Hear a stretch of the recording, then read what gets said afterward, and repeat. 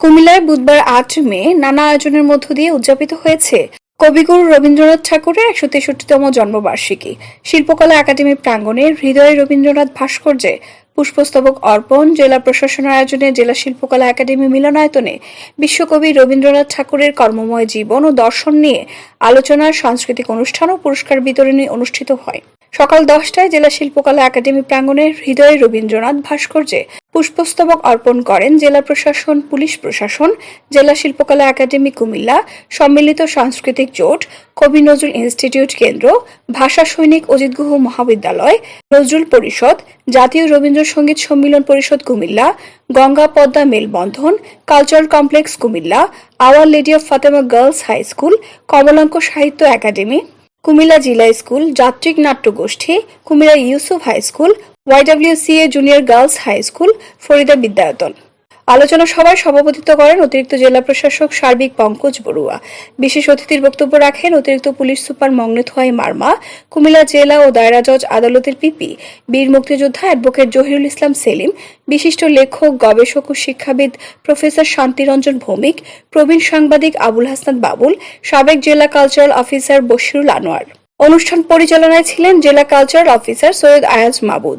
সঞ্চালনায় ছিলেন বঙ্গবন্ধু আবৃত্তি পরিষদের বিভাগীয় সাংগঠনিক সম্পাদক মাহতাব সোহেল। আলোচনা শেষে দলীয় সঙ্গীত, একক সঙ্গীত, নৃত্য ও নৃত্যনাট্য, চণ্ডালিকা পরিবেশিত হয়।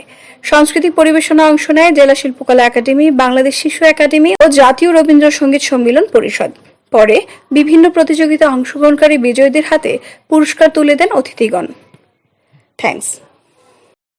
সর্বোপরি তিনি আপন মনন ও চেতনার সাক্ষাৎ প্রয়োগে বিশ্বজনীন মানবতার আশ্রমকে তুলে ধরেছেন।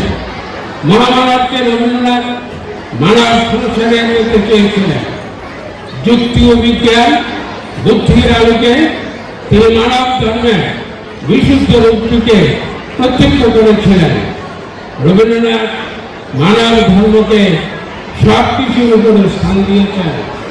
কবির জগৎ ছিল নির্যাতিত মানুষের প্রতি তাদের অপমান করার অর্থই হল মানুষের অন্তঃস্থিত দেবতার অপমান। তিনি বলেছেন, মানুষ হয়ে মানুষকে ঘৃণা করা পাপ। সত্যিকার অর্থে একজন অসাম্প্রদায়িক একজন মানুষ ছিলেন। তিনি জাতি, ধর্ম, বর্ণ, গোত্র প্রথার বিরুদ্ধে তিনি তার লেখনীর মাধ্যমে তিনি প্রতিবাদ জানিয়েছিলেন।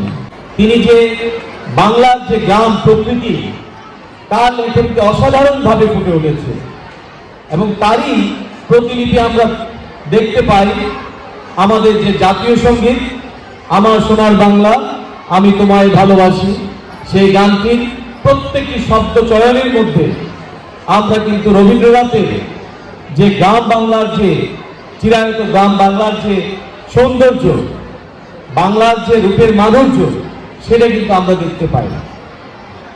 শুধু তাই নয়, রবীন্দ্রনাথের যে বিভিন্ন লেখাগুলো যদি আমরা দেখি তাহলে আমরা দেখতে পাই রবীন্দ্রনাথ তার সাহিত্যের মাধ্যমে এবং তার জীবনে তিনি কিন্তু আমাদের যে কুষ্টিয়ার শিলাইদহ, শাহজাদপুরের খুঁটিবাড়ি থেকে শুরু করে যে বিভিন্ন জায়গায় তিনি যে এই গ্রাম বাংলার যে তার যে বিচরণ ছিল সেটি এক কথায় কিন্তু অসাধারণ। এবং সেখান থেকে কিন্তু তিনি যে আমাদের যে সোনার বাংলার স্বপ্নটি তিনি তৈরি করে দিয়ে দিয়েছিলেন। এরপর যদি আমরা তাকাই আমাদের বাঙালি জাতির গঠনের ইতিহাসের দিকে, তাহলে আমরা দেখতে পাই সর্বকালের সর্বশ্রেষ্ঠ বাঙালি জাতির পিতা বঙ্গবন্ধু শেখ মুজিবুর রহমানের দিকে, যিনি আমৃত্যু একটি অসাম্প্রদায়িক উন্নত সমৃদ্ধ বাংলাদেশ গঠনের জন্য তিনি কিন্তু নিজেকে আত্মনিয়োগ করেছিলেন এবং জীবনের শেষ বিন্দু দিয়ে, শেষ রক্তবিন্দু দিয়ে কিন্তু তিনি সংগ্রাম করে গিয়েছিলেন।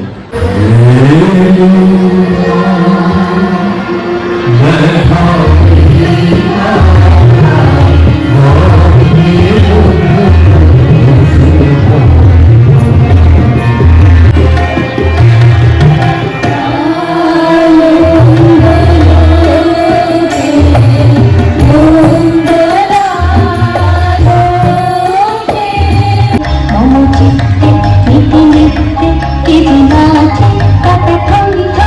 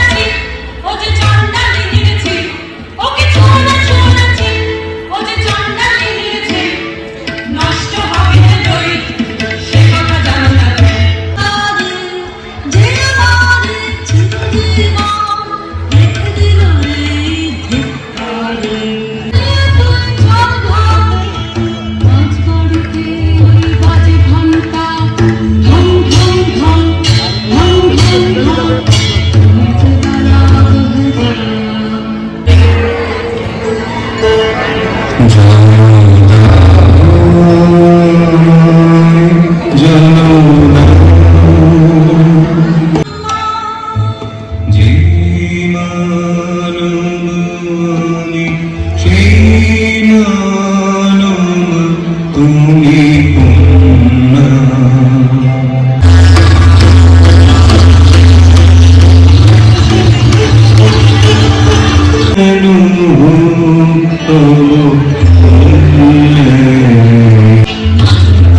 ডাক দিয়েছে আয় চলে আয় আয় তোদের ডাক দিয়েছে আয় চলে আয় আয়